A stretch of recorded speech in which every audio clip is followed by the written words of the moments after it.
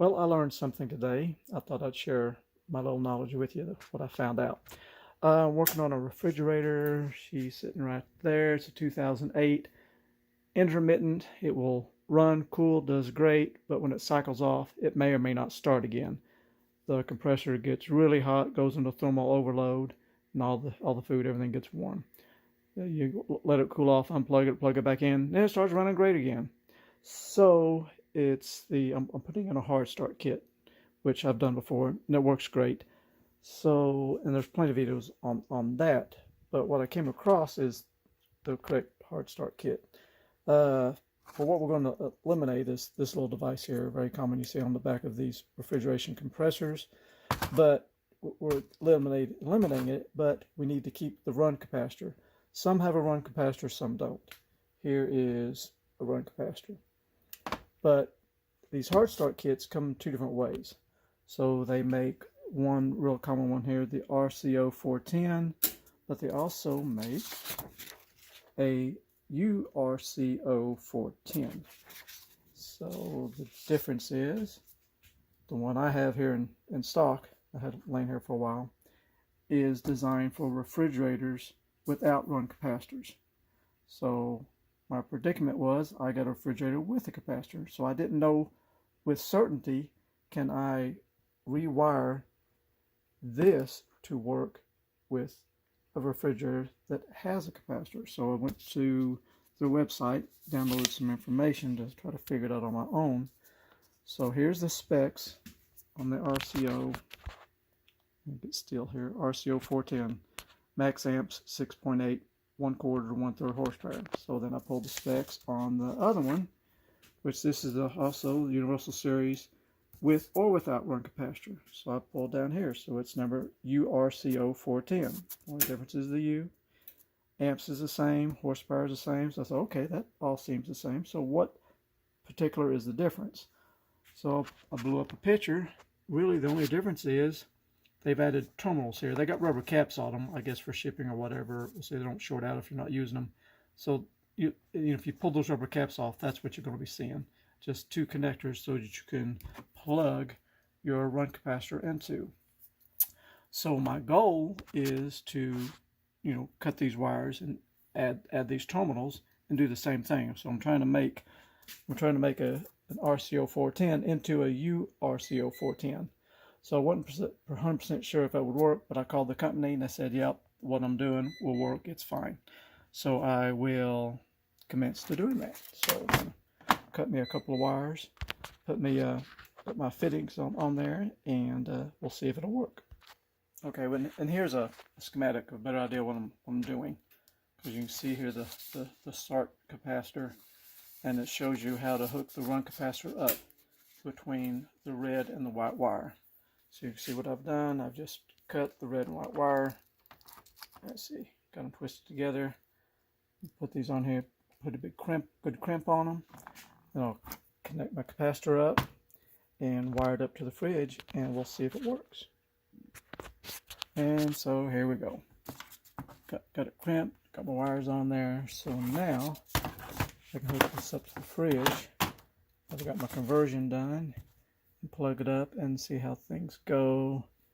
And so let's get down to that. Okay, pretty simple thing to do. Just follow the instructions. You see the 3 pins there. You got your common, start and run. And those little 3 pins correspond to the compressor. It's kind of a tight squeeze in here. I'm going to stick the camera back in here so you can see it. So we got our, if I get my finger, so we've got a common on top, start and run. So now we've got that confirmed. All we're going to do is follow the colors and plug it on there, and we'll be ready to fire this up. Of course, when you're doing this kind of stuff, make sure you're unplugged. You don't want to get zapped. So I'm going to go ahead and plug this up because it's going to be too hard to get my little fingers in there and try to video at the same time. Okay, just like I said, just follow. We got the white, black, and red.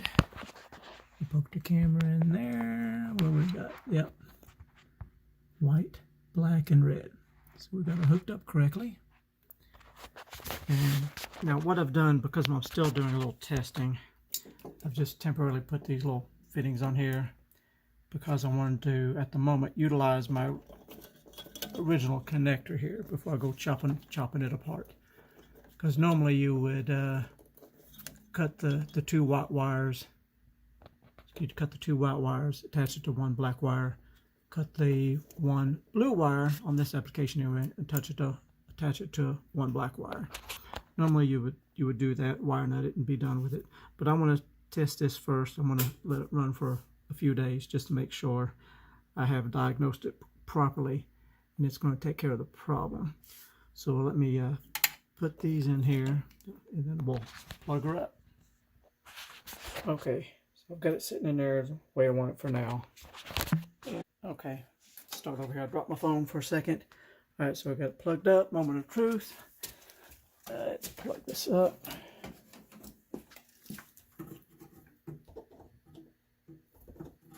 Come on, give me a spot here.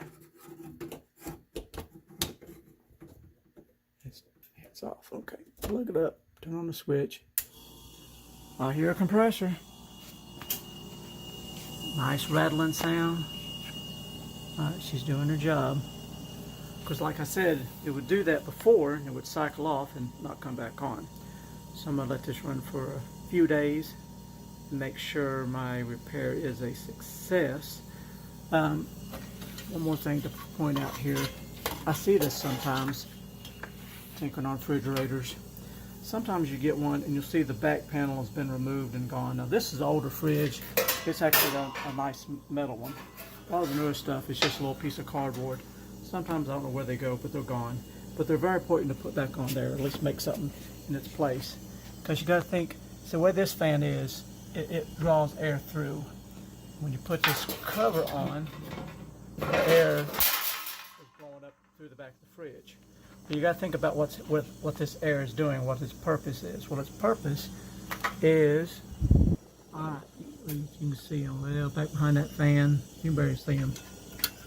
But you got the coils way back in there. They're a little dirty, you can see them. But anyway, that fan's job is to draw air across those coils to remove the heat from the refrigerator.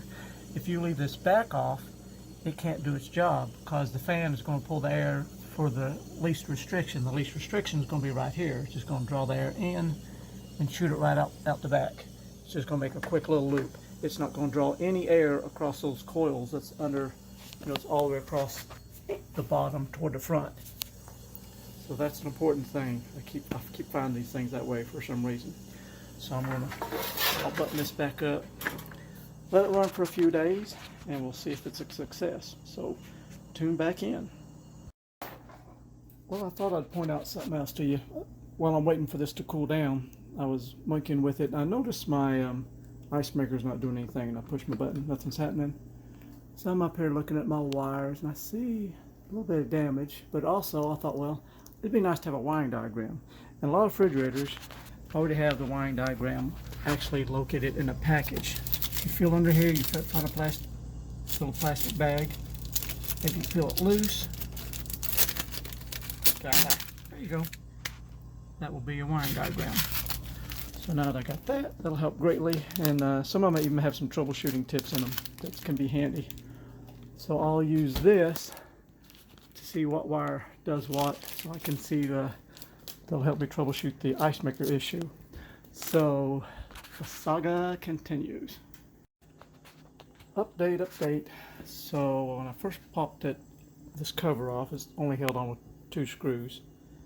Seen that big circuit board, I said, oh boy, I bet that thing's bad. But luckily it wasn't. Here's the problem. This little terminal plastic piece broke off. Broke off though. And that holds this little switch. So that's why it wasn't working. The switch wasn't being depressed. Because you got this little rubber doohickey. So when you hit your glass on it, a little piece of plastic comes in, trips the micro switch, makes everything work. So now I have to come up with a way to get the micro switch back in place, get it secured. So I got that part solved. Now we're just going to make sure the compressor keeps running and cycles on and off like it's supposed to.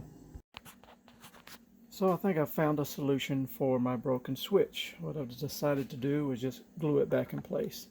But the adhesive I've chose to use is polyurethane. There's all kinds of different types. This is actually used on metal roofs. But polyurethane, if you don't know, is what is used to adhere to glass and stick glass, again, into a metal frame of a car. So anything that's going to stick to glass, it's got to be tenaciously sticky, and it is. So, and it only takes a little dab there. So I'll drop my switch on it. Come here, switch. You're going.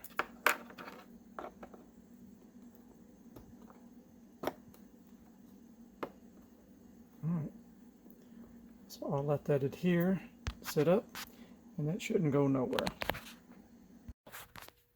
So it's the next day, and the polyurethane did its trick. The switch is good and tight, ain't going anywhere. You can see when you push that button now, it does its job. So I'll put this back together and see if we have water. Alright, as you can see, we have water, and the ice thing works. Don't have ice yet, but everything's working. Get the air out of it. Alright, just gotta wait for everything to freeze up and get some ice cubes rolling, and we'll almost have this thing finished.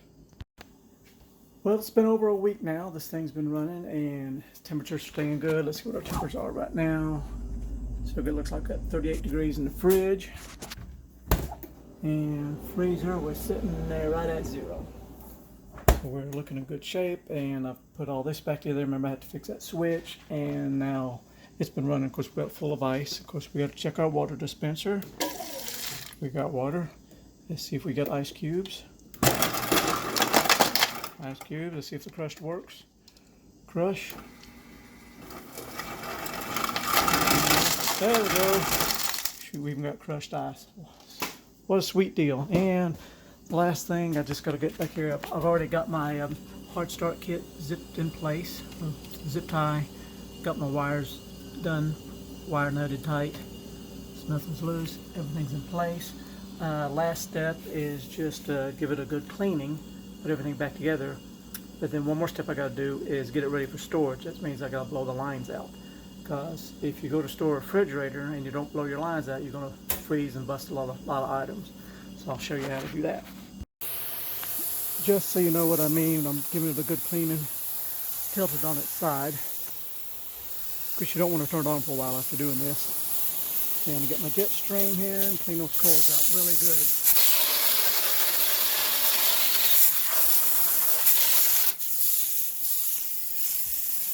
Get those coils good and clean. Of course, let everything dry really well before we turn anything back on. See how pretty that is now? Nice and shiny. I'll get this lifted back up, then we'll button things up tomorrow after everything dries out. Well, I got a confession to make. I almost messed up, but everything's okay. In my zeal to wash this down really good and clean it, I was spraying water around these gaskets and stuff, not thinking about my circuit board, and I got it wet. So I was bringing it back in here for one final check.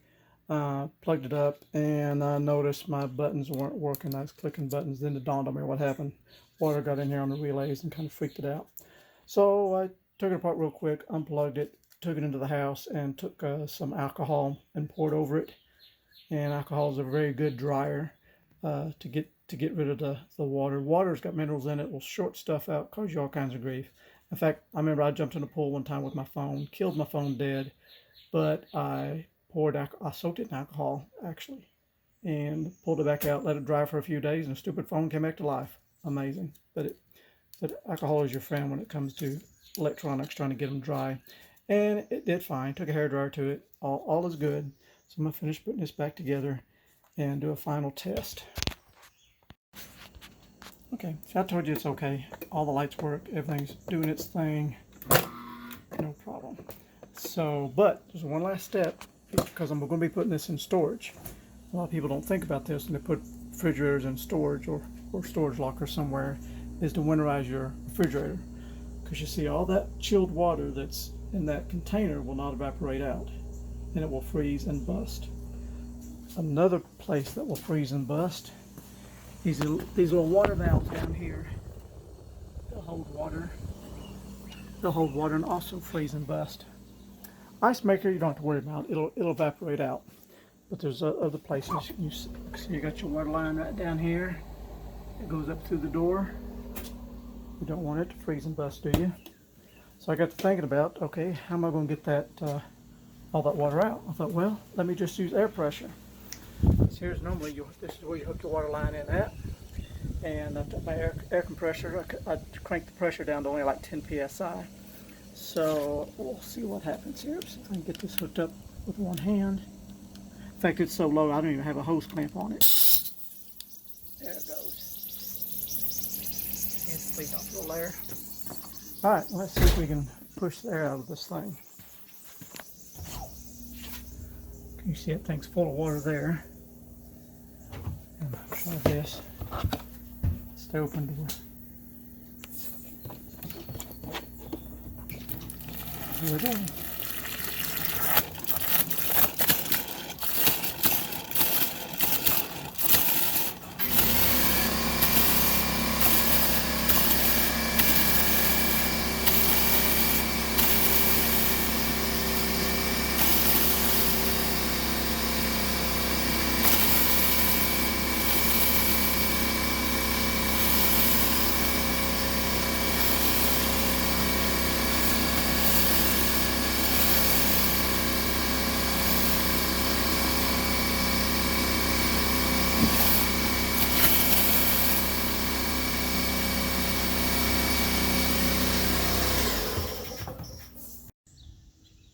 Okay, let's do a recap. So everything's all finished. She works like a charm. Got it all put back together. And total expenditure for this repair, $12.95. And if you remember, I think I told you this, where I've seen on Facebook someone put this at the end of the driveway, said free, come get it, don't work. So I took a chance, went and picked it up, made it quick and easy fix. And because I got rental property, and you never know when a renter may have a refrigerator conk out, so now I got a spare. And a good side-by-side refrigerator these days will cost you $1,100. So for $12.95 beats $1,100 any day. So if a renter calls me up and says the refrigerator's quit working, I can load this up, take it over there, do a quick swap, make them happy, get them back going, then bring their broken refrigerator back to the house. Work on it at my leisure. If I fix it, fine. If I don't, fine. At least I can try. But anyways, hope you learned a thing or two, and maybe I encourage you to tackle your own repairs. If your refrigerator quits working, just don't give up on it. A lot of times it's just something simple. So just dig into it, do a little troubleshooting. And one reason I really like this older style, because it is a lot simpler to deal with. These newer styles got all these computers and 3 or 4 thermistors all over the place. Instead, this just has just one simple mechanical thermostat on the refrigerator side. So pretty simple design, easier to troubleshoot, and I think they give less trouble. Anyhow, thanks for watching, and you guys have a great day. Bye.